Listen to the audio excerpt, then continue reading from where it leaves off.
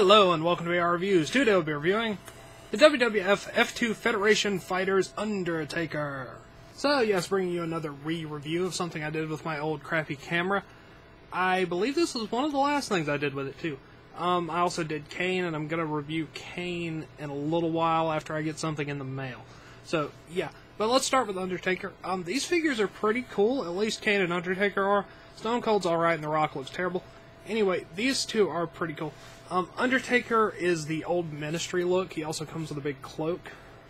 Ministry Undertaker was one of my favorite things. And these figures are full cloth, around 12 inches or so, so about 1/6 scale.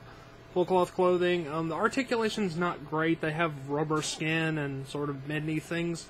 Kind of like the old, what are those called? The ones where you, like, bent their arms and they made cracking noises and stuff. I don't remember what they were called. But they're kind of like that, except a bit better in terms of flexibility. But they're pretty decent. I think they're pretty cool. Let's go ahead and zoom in for the articulation, sculpt paint details, and all those sorts of things. Alright, starting off with a quick size comparison, we have Undertaker here, and like I said, he's about 12 inches tall. Here is Hellboy, which is a standard 6-inch figure, and Wolverine, which is a Marvel Universe 3 3/4 inch figure. So, as you can see, he should be pretty well scaled in with 12-inch figures. There's not a lot of 12-inch wrestling figures for him to go with, but you could put him with, like, Hot Toys and things like that, although he's not as well articulated. Alright, now let's take the other two out of here and just look at the Undertaker. Alright, here we have Undertaker. He's got his head up here, which we'll zoom in on in a minute. His chest outfit, it has sort of a simulated leather stuff up here on the shoulder pads, which is kind of ridged. And then he has a cloth vest-like thing, which is open up here. And it's got this little X thing here with the little painted-on buckles and stuff. Pretty durable cloth. It's fairly thick.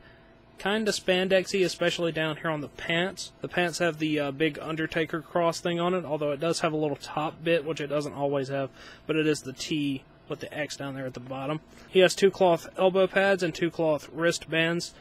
Theoretically, you could take these off, but they're it's spandexy material on rubbery arms, and it's difficult to get it off, but you could do it. And then the wristbands actually have little Velcro bits. His boots down here are big rubber pieces, and they have the strings sculpted into them. Flip him over on the back, you can see the back of his hair a bit, which is kind of glossy. And the little opening Velcro bit for the back of the shirt is back here, and for the pants as well, if you want to take them off for some reason.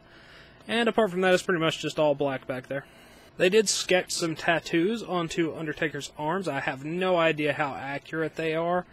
I'm guessing not very, but I don't exactly know what Undertaker's tattoos look like in any amount of detail. I just know that they're on his arm, and they cover most of them. So, yeah, let's take a look at the head sculpt now. Head sculpt-wise, I say it's decent.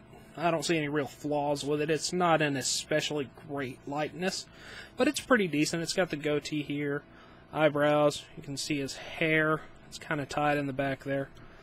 But for the most part, yeah, it's a perfectly acceptable head sculpt. I don't really have any issues with it personally.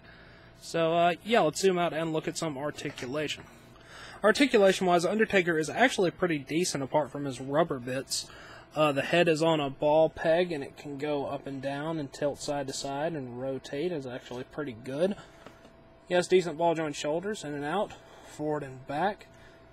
His elbows sort of go out straight, and they can bend about that much, but if on the last click, it pops back into place, so it's only going to bend about that far.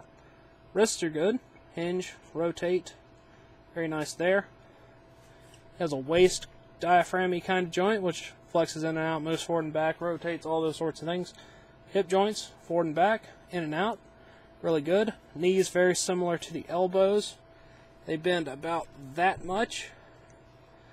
I don't feel any real articulation in the ankles, and if it's there, it's covered up by the boot. But, yeah, the articulation's actually really good. If they would have just used normal plastic arms and legs, it would have been, like, perfect. So, yeah, Undertaker comes with 2 accessories. He's got a cloak, and he's got a big, really cool-looking but confusing scythe. So let's move on to those. Here is his robe. It's a slick sort of material on the inside, and then on the outside it's what is that material called? I think it's like velour or something. Velvet, something like that. It's that weird sort of feeling material. Tracks dust like crazy. But it's pretty decent looking. I'll shove it on him real quick so you can see it a little bit better. There you can see it there. It's got pretty wide sleeves, and you can have the hood over his head, or you can leave it flowing back like that. It drapes over his hands unless you position his arms just right, but that's what it looks like. It's also got a little bit of Velcro there in the front, so you can stick it together if you want to. Anyway, let's look at his scythe real quick. Here's the scythe. It's a really cool looking accessory. Like, just visually, it's really, really neat. Very nice paint job. The skulls have lots of shading on them. Just overall really cool looking, but not really logical in any way. I don't recall Undertaker ever having a scythe at any point. I mean, it's sort of relevant to the whole death theme and everything, but not something that he's ever physically had, at least not to my knowledge. So, yeah, he can hold that if you want him to, and it is pretty cool looking. Now let's take a look at the packaging. Undertaker comes in this pretty decently sized box. Got your big window there, WWF logo there, Federation Fighters thing down there at the bottom. On the side, you got pictures of Kane and Stone Cold and The Rock and Undertaker, which are other figures in this wave. And then on the back, you have pictures of the figures in this wave, which are Stone Cold, Undertaker, Rock, and Kane. This picture of Undertaker actually doesn't look like the actual figure because he doesn't have the wristbands, and he does not actually have red things underneath his elbow pads in the actual figure. Also, there are two versions of Kane. There's a one-sleeve and a two-sleeve version. I have the two-sleeve version, so look forward to that review whenever I get around to it. These are good for in or out of package display, so yeah, Undertaker. Alright, that wraps it up for Undertaker, so until next time, rest in peace.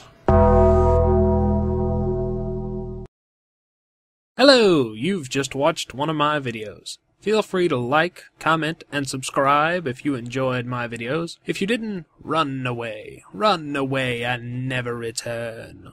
Also, feel free to check out my other channels, Venom Raptor for all my variety gaming content, and VR Reviews for reviews of various action figures and collectibles. Thank you, and goodbye.